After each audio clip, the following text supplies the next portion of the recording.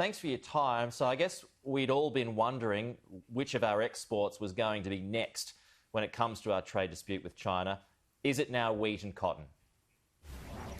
Good morning, Peter. Well, look, there have been reports for quite some time, particularly in relation to the cotton industry. What we have seen through the course of this year is a completely unacceptable pattern of behaviour, it seems, from China, where different Australian sectors appear to have been targeted without merit and without proper reason. And this is of deep concern, which is why our government has been clear in terms of calling that out, both first and foremost in our contact with the Chinese government and authorities, but acknowledging it publicly here in Australia and also raising these issues through the appropriate forums of the World Trade Organisation.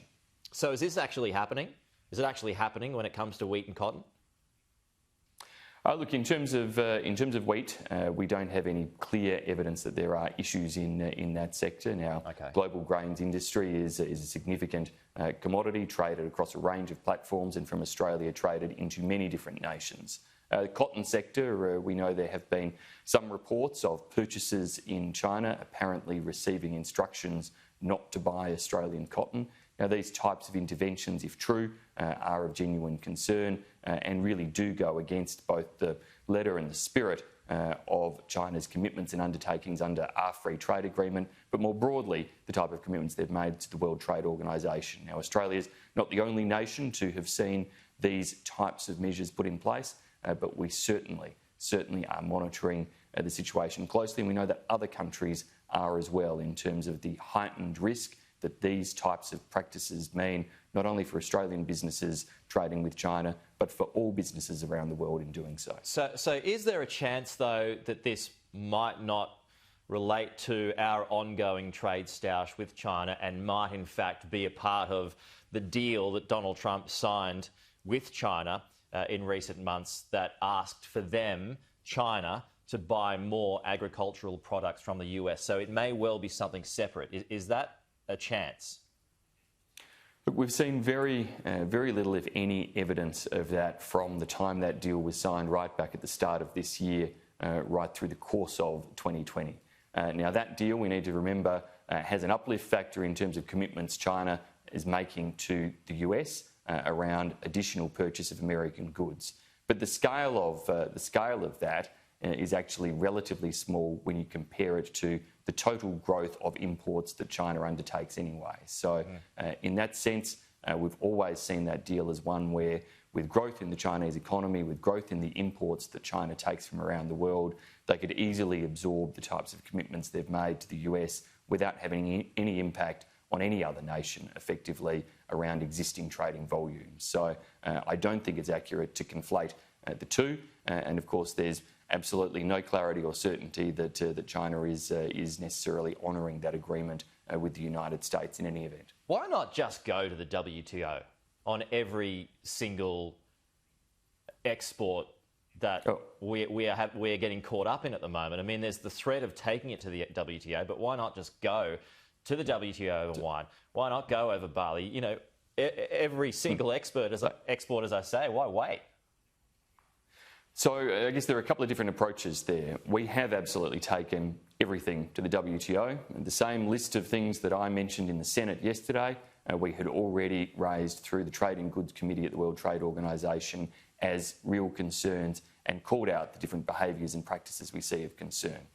When it comes to actually using the umpire mechanism, if you like, the dispute resolution mechanism of the WTO, you need to make sure you've got your case all lined up, just like any type of legal challenge or battle. So we are doing that methodically, carefully, and we will make sure that when we launch those cases, if they do end up being more than one, and barley is certainly the first in queue there, that we have all of the evidence to demonstrate that Australia's producers are nothing but world-class, market competitive, driven by those market principles, and certainly not into practices like dumping or being subsidised by government. Okay, just one more before I move on.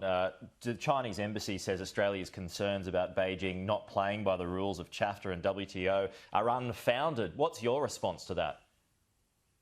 Well, I think the evidence speaks for itself. There's a pattern of behaviour, there is disruption there, and clearly we now have a range of Australian exporters, and the idea that this is somehow coincidental just doesn't pass the sniff test. Okay. Mark McGowan, Minister, isn't coming to National Cabinet because reportedly he doesn't want to be in the same room as Stephen Marshall. What's your reaction to that? Well, it sounds a little bit ridiculous, to be honest, Peter.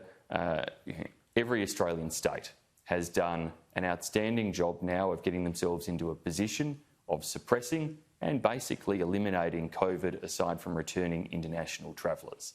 And I would have hoped that at this first opportunity to set an example essentially for Australian business and Australians overall, that we can get back to degrees of normality in travelling around our country, in meeting together, that state premiers would set that example, a positive example rather than a bad example. Because as the Tourism Minister in particular, I am keen to see not just Australians get back to having holidays and supporting our tourism industry, but we want to see a return of corporate travel, of business travel, of people actually supporting the industries that generate thousands of jobs in our airports, our airlines, our hotels, our convention centres or the like. And in the end, Mr McGowan's decision is acting contrary to the interests of all of those jobs and Australians whose livelihoods depend upon people actually travelling. Sounds like schoolyard stuff. Well, it is for Mr McGowan to explain. I know that of course, his approach appears to have been very popular in the West to date. Yeah. But I really do think that these types of decisions set a poor example in relation to the type of work practices that we want Australians to get back to. Yes, operating in a COVID-safe way, ever being mindful. Of course, any symptoms, go and get tested. Demonstrate all of the relevant hygiene practices. Be careful in relation to social distancing. But as a country, we can get on with our lives. We should be getting back to work, and we should be doing so as normally as possible, and that includes travelling across the country. Okay, well, talking about getting back to work, you need more Kiwis to come to Australia to help pick fruit. I'm not sure how appealing that might be at the moment, Minister, given that it's they're only getting $3 an hour in some parts, including Coffs Harbour, to pick fruit. Look, those examples of abuse and malpractice by certain employers ought to be called out, and we would encourage anybody who sees that occurring to get in touch with the Fair Work Ombudsman. There are additional resources there to make sure that then there's follow-through, there's prosecutions where appropriate, and to any employer engaging in such practices, you should expect to be caught out. You should expect to face severe punishment. But for the vast majority, the right thing occurs, and the vast majority of working holiday makers who come to Australia have a positive experience. And ordinarily at this time of year, there'd be around 135,000 working holiday makers across our country, doing a lot of different seasonal jobs in the agriculture sector, in the tourism industry. That's now down to around 50,000. New Zealand, where we have our borders open for Kiwis to be able to come into most states without facing quarantine arrangements, is an obvious place where we hope that some New Zealand people, some young people in New Zealand will choose to take a working holiday in Australia, to take their gap year here, and in doing so, they spend every dollar they earn usually. They spend a few dollars they brought with them. Sometimes they'll ask mum and dad back home to send them a few more dollars to spend. So it's great for our economy, but it also fills important jobs in our agricultural sector especially, but also in parts of the tourism industry who really need it. Okay. Trade Minister Simon Birmingham, appreciate your time today. Thanks for joining us. Talk to you soon. Thanks, Peter. My pleasure.